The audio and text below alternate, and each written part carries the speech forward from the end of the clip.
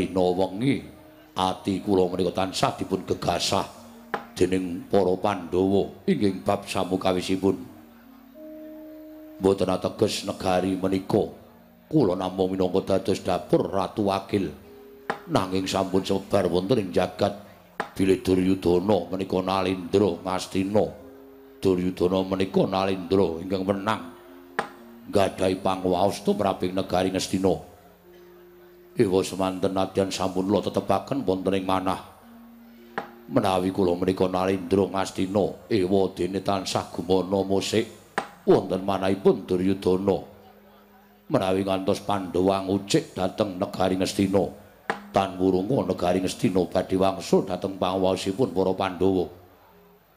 Mila mboten maneh mboten mukal menawi pendak-pendak kula ngawontenaken parepatan, pendak-pendak kula ngawontenaken pepanggihan, pendak-pendak kula ngawontenaken pasewakan madaning negari Ngastina ingkang dipun rembag mboten wonten sanes kejawi namung Pandhawa. Kados pundi srananipun Pandhawa sageta cupeta umuripun enggala sowan dhateng panguwasaning Gusti. Kados pundi Pandhawa enggala tekaning pati sampun ngantos gegasah dhateng manah kula. Mila mboten benten kaliyan ingkang sampun girembag wonten ing madyaning pasewakan ingkang sampun kepengker.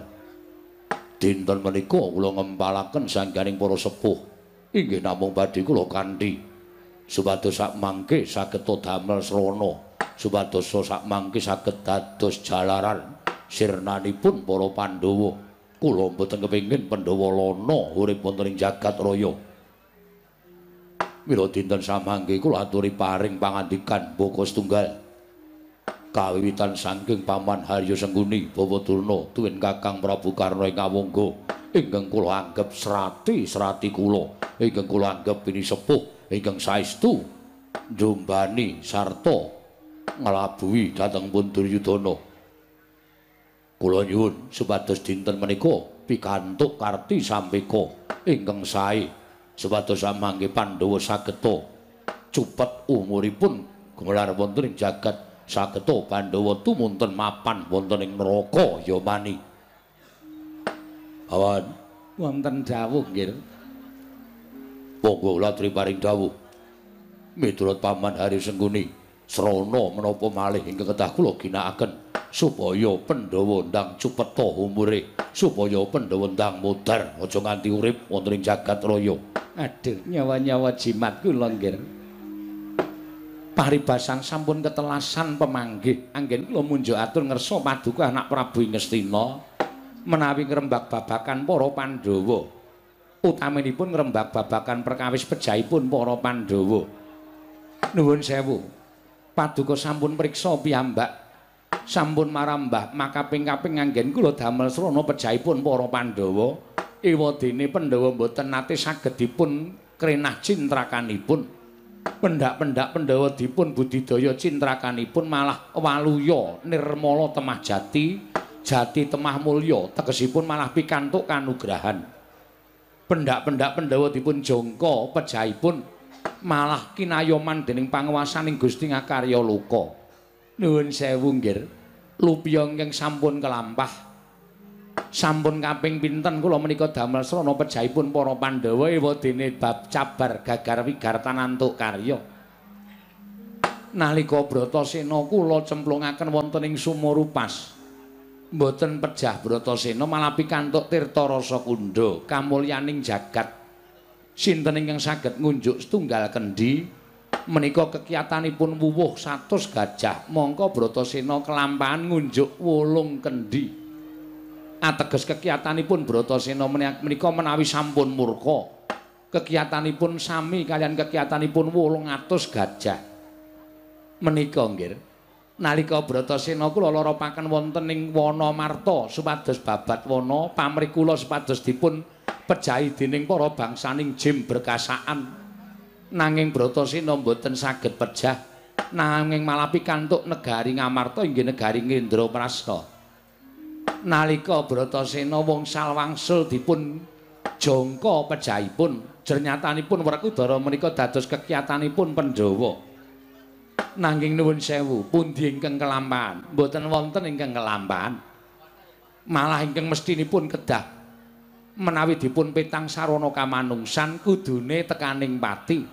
Nalika Pandhawa mapan wonten ing kutha Pramanakati, wonten ing bale Sigala-gala, wonten ing Waranawata. Mlebet wonten ing pesanggrahan dipun besmi mawi geni ingkang murup mangalat-alat tepung gelang kekalangan, mboten wonten papan kinarya lumajar. Mestinipun menawi petanganipun lumrah, Pandhawa 5 mati, Pandhawa 5 musna, mati wonten madyaning bale paleremanipun para Pandhawa. Nanging nyatanipun Jawi ing atasipun dipun obong lor kidul wetan kulon kok mboten saged pejah. Ewa semanten malah mulya ngawibawa wonten ing wana Ngeka Cakra. Menika ateges nuwun sewu, kanthi srana menapa kemawon Pandhawa menika mboten saged dipun pejahi. Pandhawa menika mboten saged dipun krenah cintrakanipun. Menika ingkang dadosaken bingung manah kula. Ing atasipun Pandhawa menika jalma lumrah. Kurawa ya jalma lumrah. Padha-padha turasing Begawan Wiyasa, ning kok bedane bumi karo langit.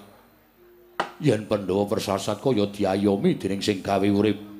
Yen Kurawa persasat kaya dikiwakake karo sing gawe jagat.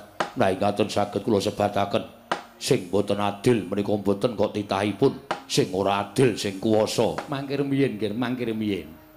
Sampun kesesa nglepataken dhateng ingkang kawasa. Nyuwun pangapunten, seklimah pangendika panjenengan nglepataken dhateng ing karya jagat menika mangke menawi Gusti paring bebendu dhateng negari Ngastina.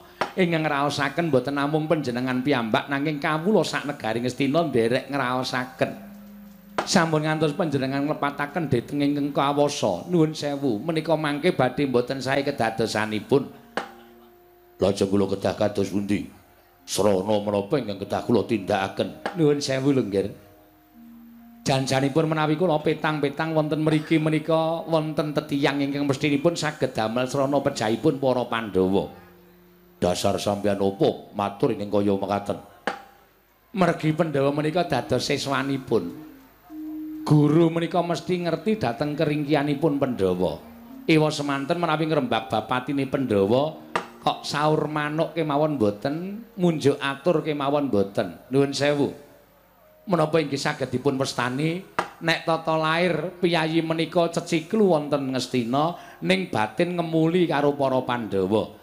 Tata lair tresna karo wong Ngastina ning batine ngrangkul karo para Pandhawa. Buktinipun ingkang dipun rembak patine para Pandhawa, wong dheweke ngerti keringkianing para Pandhawa kok tanpa matur, tanpa paring pangandikan. Niku ateges wisuh lumuh ngentasi perkara. Kosik, Depate. Kosik, sabar. Oh, gondhok bleguduk suwanu gembel, sumerante, hawela.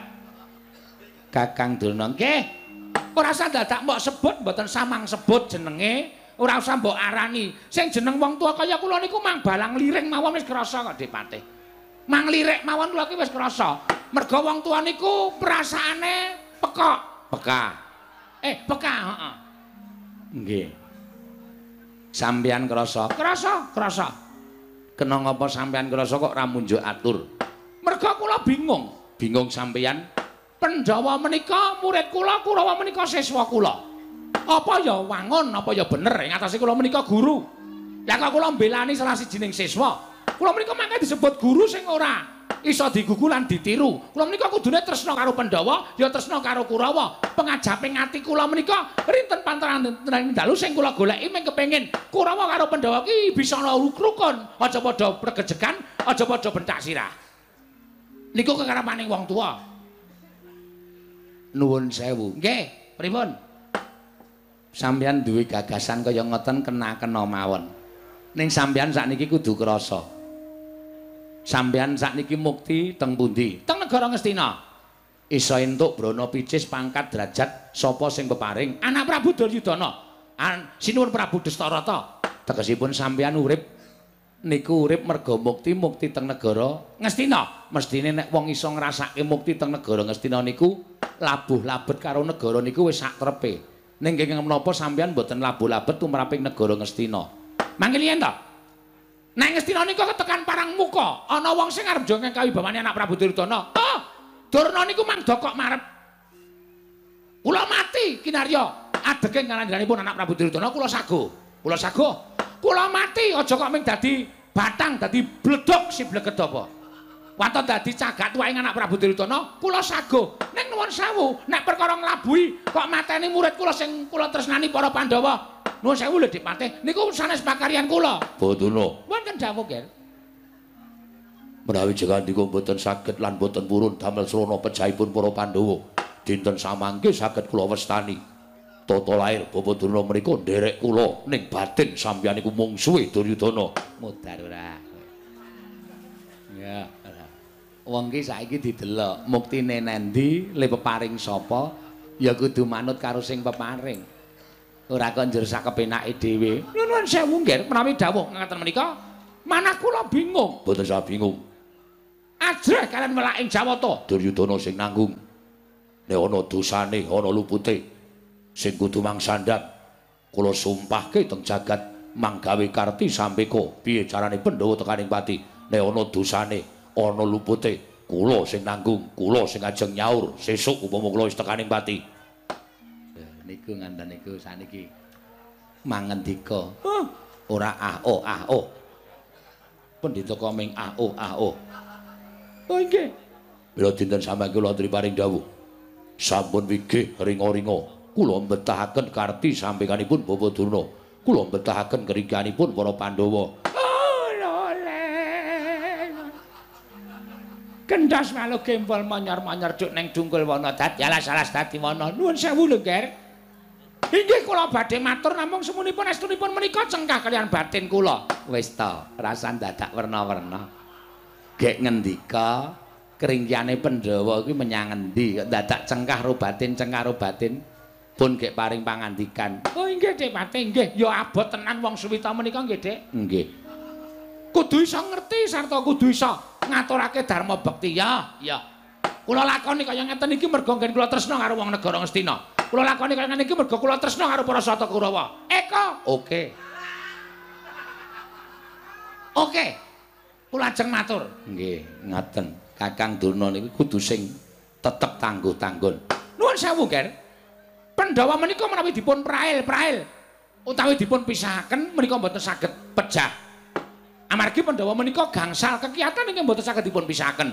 Mila menawi kedah mejahi para Pandhawa menika sareng 5 cacahe. Upama Werkudara menika dipun pejahi piyambak, oh mboten badhe saged pejah. Kanthi srana menapa kemawon mboten saged pejah. Pandhawa menika 5 cacahe. Ngaten? 5 menika setunggiling angka ingkang sanget ageng tumraping daya kekiyatan. Dasaripun wonten negari Ngamarta menika panembah 5 menika sanget dipun tindakaken dening para kawula sak negari Ngastina. Turta dasar negari Ngastina menika ugi utawi dasar negari Ngamarta menika ugi 5 cacahe. Mula nek 5 menika dipun prail-prail mboten saged isa. Ning nek 5 menika sareng dipun pejahi, menika badhe dados sarana pejahipun para Pandhawa.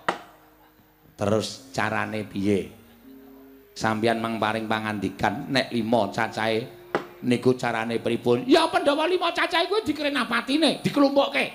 Ning endi ning alas apa ning segara? Terus dipateni bareng. Monggo 5 ning Pandhawa kuwi duwe kekuatan dhewe-dhewe. Pancen bener Dik Patih. Kekuwataning Pandhawa kuwi luar biasa. Sing barep ya kuwi anak Prabu Puntadewa. Wong sabar sak donya iki sapa sing nguli anak Prabu Puntadewa? Sapa wong sing ikhlas sak donya iki sing nguli anak Prabu Puntadewa? Iki aja kok dijaluk bandane. Dijaluk patine wae. Nek kanggo kabunganing wong liya, nyawane diwenehke dening anak Prabu Darmakusuma. Nggih. Aja kok dijaluk patine, dijaluk bojone wae dikeke kok.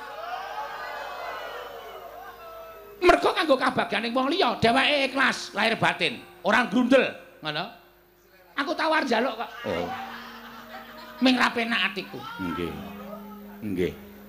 Nika napa-napa diwenehke wong ikhlas wong sabar. Nika kekuwatane ning gone ikhlas lan sabar. Nika mboten ngungkuli kalih Sri Prabu Darmakusuma. Mula kalau kengrat padha ngundangake nek anak Prabu Puntadewa meniku getih putih.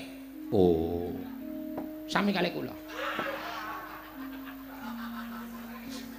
Nggih to. Nggih. Ngaten. Terus Werkudara. Werkudara niku nggon kasantosan, nggon kekuatan. Ngaten. Werkudara niku nggon kekuatan, nggon kasantosan. Sapa sing kekuatane ngungkuli Werkudara? Kula tak takon. Kulawa 100 cacahe kemawon menawi dipun tanding kekuatane kaliyan Werkudara menika mboten ajeng isa padha. Ngoten. Sapa Kurawa sing digdaya kaya Werkudara, sing santosa kaya Werkudara? Mboten wonten.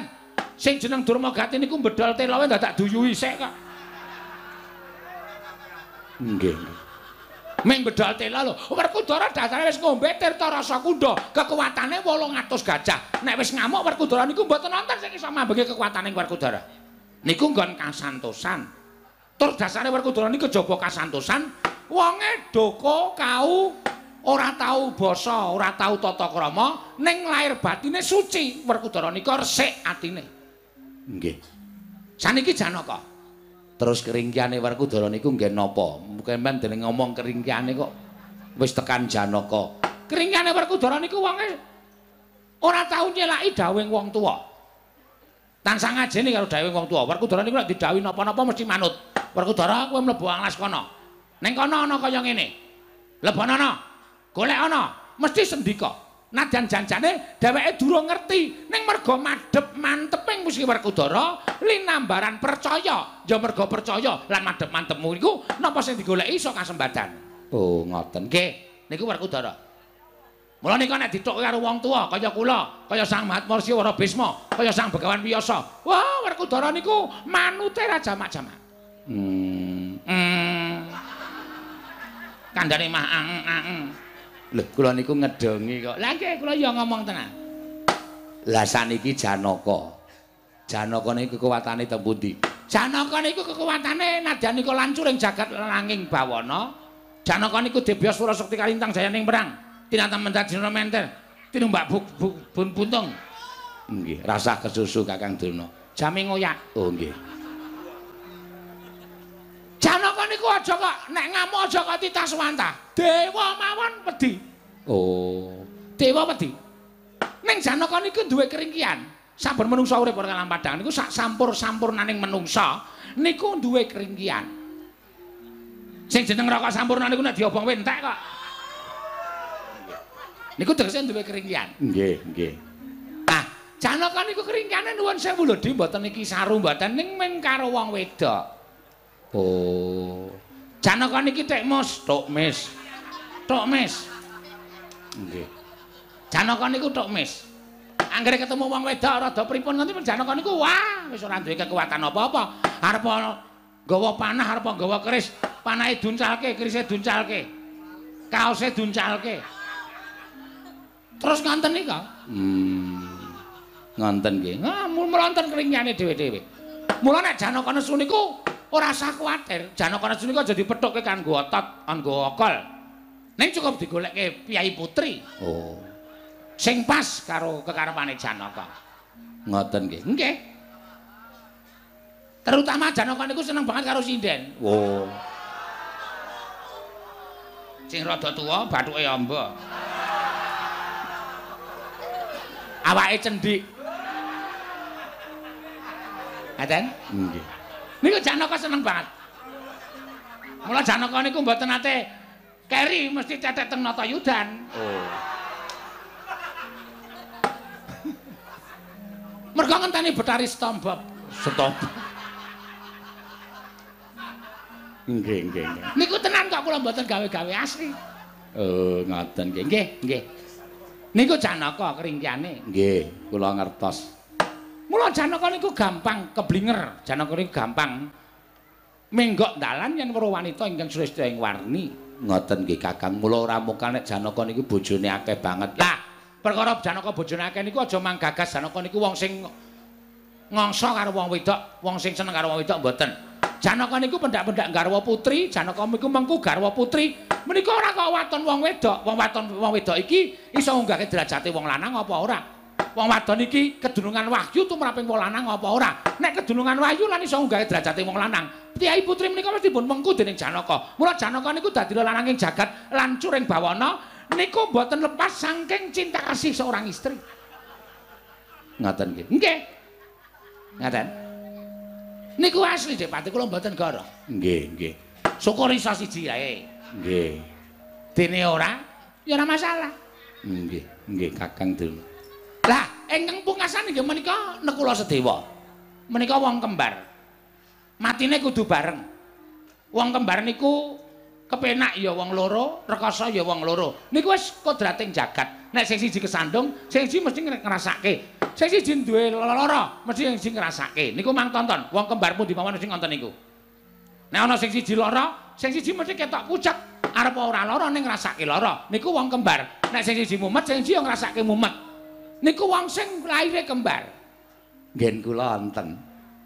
Wong kembar niku sing siji lara, sing siji malah dolan. Niku kembar tenan mboten? Kembar tenan. Kula mboten ngapusi. Niku kembar saestu. Ah, ngapusi nek kembar tenan ya mesti duwe ciri gethek kaya ngono kuwi. Nek ora kembar niku ya tegese ora apa. Metune bareng lho. Oh. Nek metune mbok siji niku tegese kembar ning kembar mboten asli. Tegese meng Kakang napa jenenge iki? Kakang kawah di hari-hari ngoten nikah. Kok ngawur. Kula mboten saking kula lho Dik Pati saking mburi kula niki. Kul niku ya goblok ora. Kakang kawah ora. Kawah nggo blebeke kowe kuwi apa?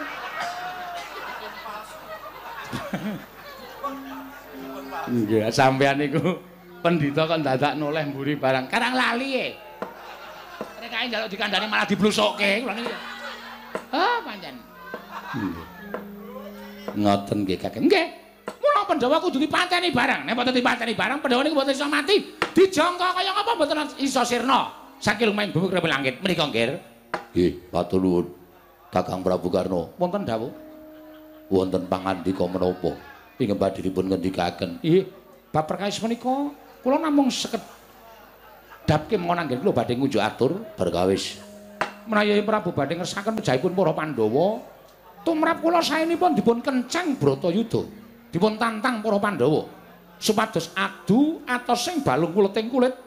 Menawi cara kados mekaten menika samangke kula kinten Paduka Yayi Prabu kuwi badhe lega, badhe kuncara asmanipun eman sanget ing atasipun Alendra-Gung Binathara badhe mejahi dhateng para Pandhawa kemawon dadak mawi karti sampeka tur langkung malih nuwun sewu lho Yayi. Ngendikanipun para sepuh ingkang sami anjenengi madyaning pasewakan menika kala wau tumrap kula mboten wonten ingkang leres. Tumrap Kakang Prabu Karna mboten wonten ingkang leres nggih. Amargi kekiyatanipun Pandhawa menika mboten wonten Pandhawa kemawon nanging wonten kalih ing tansah anglambari kekuwataning para Pandhawa setunggal Kaka Prabu Sri Bathara Kresna angka kalih Semar Badranaya. Menapa ta sababipun dene para Pandhawa tansah kiyat lair lan batosipun amargi tansah sinanding dening Kyai Semar lan tansah sinanding dening Sinuwun Prabu Ndwarawati Yayi. Kakang Duna pripun Dewati? Nadyan namung seklimah ngendikanipun anak Prabu Ngawangga kok tumrap kula cocok. Jebul Pandhawa niku le sentosa ora kok perkara 5 cacahe ning perkara Kresna karo Semar. Oh iya lali aku. Lah rak tenan to. Oh iya ya. Ya bener Dik Pati. Ngendikanipun anak Prabu Ngawangga iki pancen bener. Pancen Pandhawa ki le sentosa merga diampingi karo titising Sang Hyang Bathara Wisnu ya kuwi Kresna. Angka loro Semar Badranaya. Lah saiki mang goleki srana piye carane supaya Pandhawa iso tekaning pati. Pandhawa mati kudu bareng. Angka loro Pandhawa utawa Ngastina kudu iso gawe pati ning anak Prabu Kresna apa dene Semar. Yen ora loro kabeh ya salah sawiji. Ngoten. Nek ora Kresna ya Semar kudu mati. Nek Kresna karo Semar angel dipateni terus kula tak takon, selanane mateni Kresna niku pripun? Angel. Lah nggih angel wonten carane mboten. Kula lagi bekah mikir. Merga Kresna niku wonten sencaki. Sencaki nek ketemu kula wah. Kaya ketemu kue bolu. Bras. Nggih. Nek takon Semar mati niku gampang merga Semar ning derajat ping ngaceplik, derajat ping 8 saudon 3 saurupan. Carane mateni Semar. Nek Semar dijangka patine, dijujuk mateni Semar ora iso, Semar digawe ngenes. Carane ngenes Semar, anake sing dipateni. Wong ki nek arep gawe muring ing wong lanang siji dirusuh ya anake, loro dirusuhi bandane. Kuwi mesti muring. Oh, ngoten. Nggih. Petruk mateni. Nek Petruk ra iso dipateni, gareng sing gampang mawon. Wonge kuru, sikile becik, tangane cekot. Iku dikupeng Kurawa. Arep mlayu nek diraso gebuki sirahe. Mengke rak mati gareng. Ya nek gareng iso mati, nek ora iso mati, Bagong. Bagong pateni. Bagong niku wong dlogak-dlogok nek omong sak penake dhewe. Ngaten? Tur niku ora tau nganggo petung. Bagong diapusi, Bagong timbali anak Prabu Duryudana. Diaturi sowan ing Segara Ngastina. Mengko kowe arep diparingi dhuwit Brana Picis, kowe arep dandani omahmu, arep tukoke kendaraan. Bagong mara tekan riki diokon ngombe racun. Bagong gletak, cucuki modal. Nggih. Bagong mati, Petruk krungu, Petruk sedih. Wong sedih niku kembange wong mati. Nggih. Petruk sedih lara, diabetes. Nggih. Stroke. Dengkule ra iso ditekuk. Petruk mati ngenes. Nggih. Petruk Bagong mati, Gareng sedih. Kembange wong sedih niku mati. Gareng terus sirahe mlembung. Nggih. Mripate saya kira, saya ciut. Gareng mati. Petruk, Gareng, Bagong mati, Semar sedih. Semar terus jeblok wetenge. Ngampet rasa susah. Nuwun sewu. Kula nek ngrasake niku wong ngomong niku kaya gampang nggih. Ming waton iki lara, iki mati, iki lara, iki mati, iki lara, iki mati. Kok kaya kepenak banget. Penak banget. Ampe ngomong kok. Perkara mengko nyata napa mboten niku gumantung karo sing do nglakoni. Perkara mengko Gareng iso dipateni napa mboten, Petruk iso dipateni napa mboten, Bagong iso dipateni napa mboten. Niku gumantung mengke padha budidaya mateni anak-anake Semar. Pun ngaten mawon debate. Niku pun dicok, pun. Pun dicok kudu golek patine Semar lan sak anak-anake. Nek Semar karo anak-anake mati, oh, Pandhawa ora duwe kekuatan. Pandhawa sedih atine. Wong sedih kuwi ora iso ngepake japa mantra aji jawa kawijayan. Pateni Pandhawa gampang ngene sirna Margalayu. Nalika semanten Drewili bunemaning Sang Begawan Durna nganti kaya grojogan tinampi sanggya ingkang samya gantung sebo madaning datul ya Praja Ngastina miwati nampi nata ing Astina Prabu Duryudana ing batos mboten adamel jenjem tuwin tentrem nanging malah damel saya kodhong penggaling nata Ngastina Prabu Duryudana mila datan mobat datan musik nganti kaya tugu Sinukarta nglenggahi sabda Brahmana Raja ngendika sepisan datang kena wolawali kaya Wikresna tumamping dlancang seta nalika semanten kasaru geger njaba apa to kang dadi darunane ora ana maten syukur kangge Gajah Medha Sukawanti lan kejawi namung sawanipun utusan sae negaring Amarta nenggih satring Jodipati semawana satring Madukara Raden Werkudara wiwah Raden Arjuna ingkang dumrajak tanpa harapan kaya kaget kang samya mlati kanca pihak-pihak ana daya minggir jaluk dalan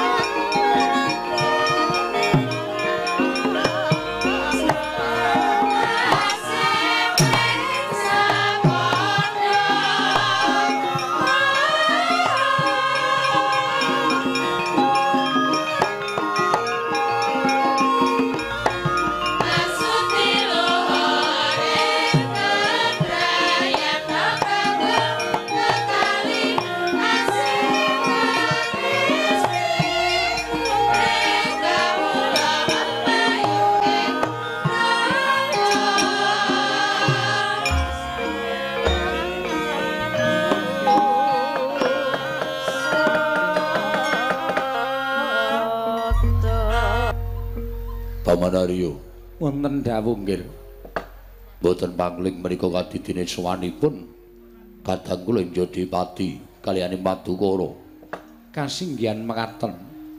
Tumuli katimbalana menapa wigatosipun nggih Paman lenggah ing mrayogi. kula nestaken dawuh. Kadangipun Kakang Yai Werkudara. Padha raja sapratanira Dimas. Wah. Duryudana kakangku iya. Slamet tekaku, aku ngaturake basa aku katura. Dikepenake nggone padha ngabiyantono saning anak Prabu Duryudana. Yai Werkudara padha kanthi raharja. Karna kakangku slamet bektiku katura. Tak tampa Dimas. Yai Arjuna padha raja sapratamu Dimas. Koko gati kalawan Bawa Durna, ya pancen mengkono. Ngertiya yen wis ana telung candra hetung kulungguhaning dina samengku. Drupadi Mbak Yuku ilang saka negara Ngamarta. Monggo ora ana baban kang mengo hondo kang sumendhe. Wis ora kurang-kurang nggonku nyebar wadyabala telik sandi supaya goleki Drupadi samanggaken dhateng Paduka Bawa Durna. Borong anginipun badhe paring mangsulan dhateng pun Werkudara. Oh inggih, inggih. Ngestaken dawuh. Kepareng kula badhe majeng anggen kula ngabiyantara. Kula badhe ditinggal dening Drupadi Mbak Yuku. Mula gandeng kowe kuwi Brahmana lan kowe tak percaya dadi guruku, mesine kowe iso nuduhake menyang endi dununging Wara Drupadi Mbak Yuku Durna bapakku. Oh, lole. Menehi kaya karo sing wedok kuwi dadi jalaran lungane sing wedok. Yo. Angka 3. Sing lanang wis ora sentosa. Tegese piye? Wong wedok lunga saka omah mengko wis ana 3 sasi kuwi ana jalarane ya kuwi males sing lanang. Males sing lanang tegese piye? Tegese mbah kapan aku ora ngerti sing lanang tau konangan. Bekasan sing wedok terus males lunga saka omah. Lho, kuwi jalarane wong wedok lunga saka omah ki kaya ngono kuwi. Yo. Ning sak ngertiku mbarep ora bakal tumindak kaya ngono. Mbarep ki wong suci lahir batine.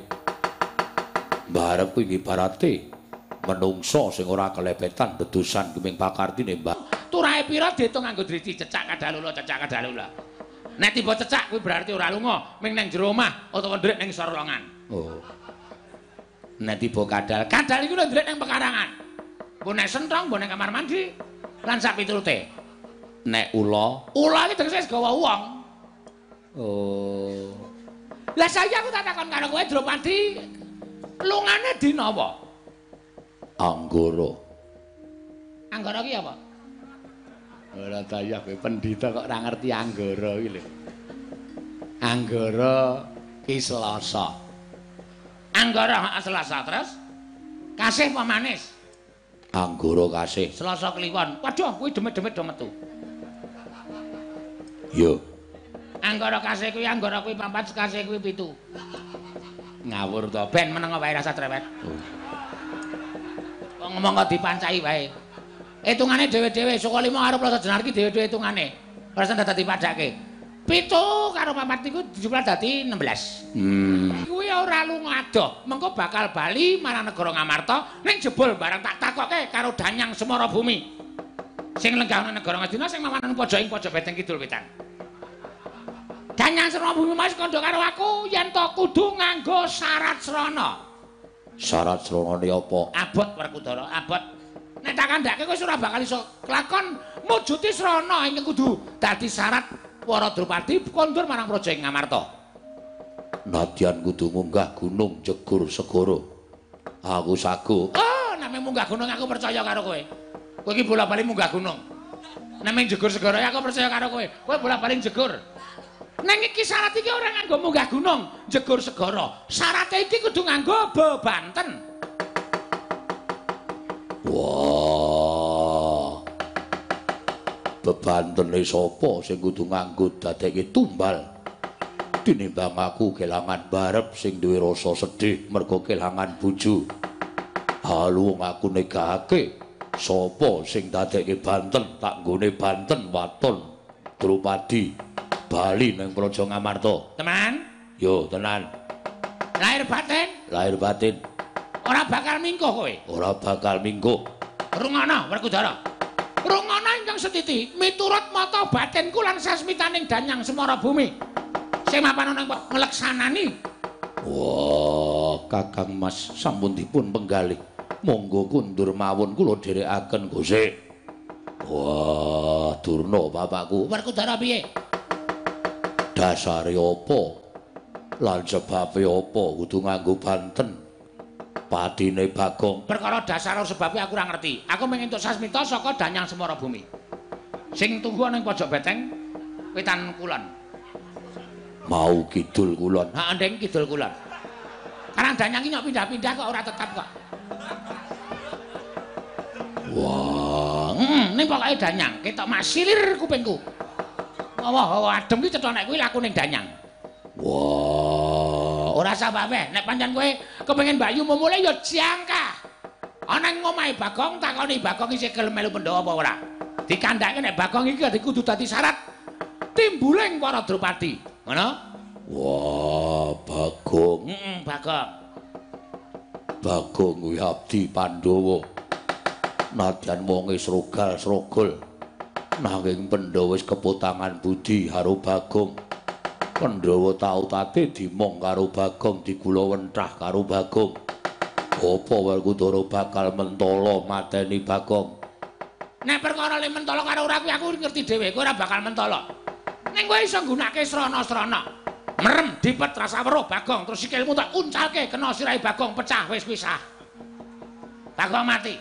Upama kowe ora mentala Janaka, kon mentang langkap sarana mungkur. Janaka ki wong titis. Jemparing ora usah didelok. Lesane wae mesti kena. Mula Janaka kon mungkur, kon mentang langkap colke jemparing kanthi mungkur, aja nyawang Bagong. Bagong mesti modal. Wis ngono wae, wis dadi syarat baline kunduring para Drupadi nang negara Ngamarta. Nadyan ora weruh aku ora bakal mentala. Nadyan mboten sumerep kula mboten badhe mentala bapa menemban. Ya nek ora mentala ya wis ora usah dadak werna-werna ndang bali ya. Ning para Drupadi ora bakal timbul nang labo-labet karo para Pandhawa. Wah. Janaka piye? Nggih, kula piyambak ugi bingung. Aja bingung, aja bingung. Apa kowe luwih mentala? Nek anak Prabu Puntadewa sedih, penggalihe merga kelangan garwa. Wong sedih iki kembange wong lara. Wong lara iki kembange wong mati. Nek nganti anak Prabu Puntadewa iki kok sedih, atine ngrantes saben dina, terus kecukulan lelara. Nek wis kecukulan lelara, ora iso ditambani, terus tekaning pati. Apa kowe milih kelangan Kakang tinimbang kelangan Batur? Lah nek aku luwih kelangan Batur. Batur ki dudu sapa-sapa. Batur ki dudu anak, dudu kadang. Ming melu ngempek ngono bae. Mula nek nganti kowe ora mentala ya wis ora apa-apa. Ning ora bakal kowe kelakon ketemu karo Daiwara Drupadi Mbak Yumu. Kadangmu sepuh Nalendra Ngamarta bakal saya lara penggalihe. Wong lara ki mesti bakal tekaning pati, mbuh suwe, mbuh cepet mesti bakal dipundhut marang panguwasaning dat kang purwengdat. Merga wong lara ati ki ora duwe tamba. Wong lara ati ki ora ana tambane. Kejaba tambane yen to ingkang bisa gawe seneng ing ati, mongko sing gawe seneng ing ati wis ora ana ning negara Ngamarta. Anak Prabu Puntadewa tekaning pati, Bagong urip ning kowe sedih selawase urip merga ora iso ngleksanake dawuh kadang tua Werkudara.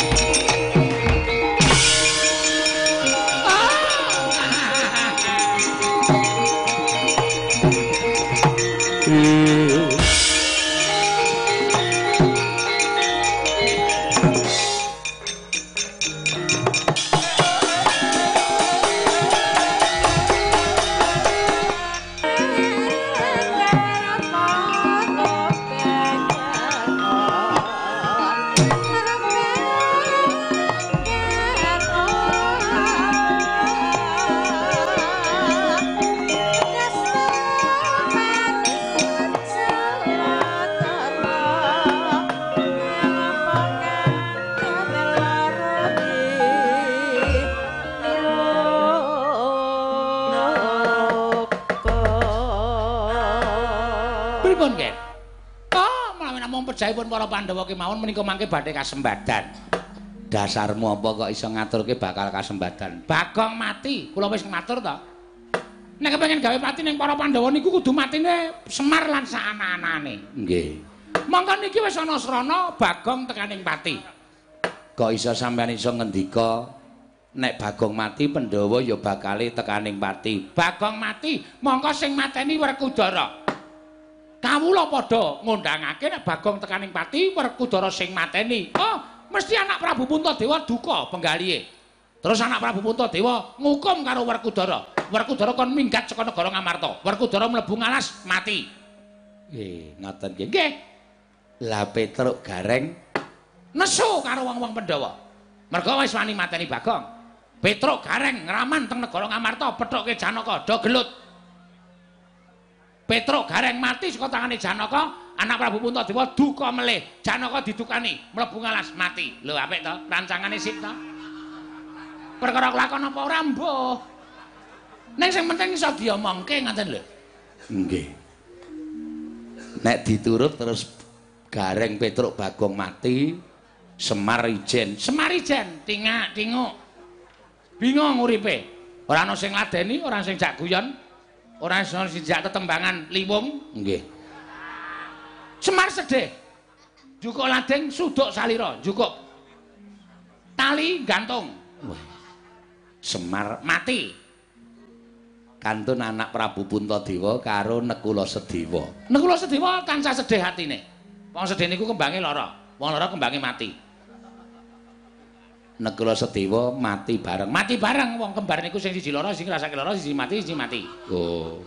Kantun anak Prabu Puntadewa piyambak. Bingung, tilang-tilang. Arep nendi arep ngapa? Dadi ratu ra ana penggawane, ra ana nayakane. Nggih. Anak Prabu Puntadewa nglalu. Pun selesai. Pandhawa mati, Panakawan mati. Wonten sing ngamuk. Sing ngamuk sinten? Prabu Kresna, kelangan Pandhawa, kelangan Panakawan.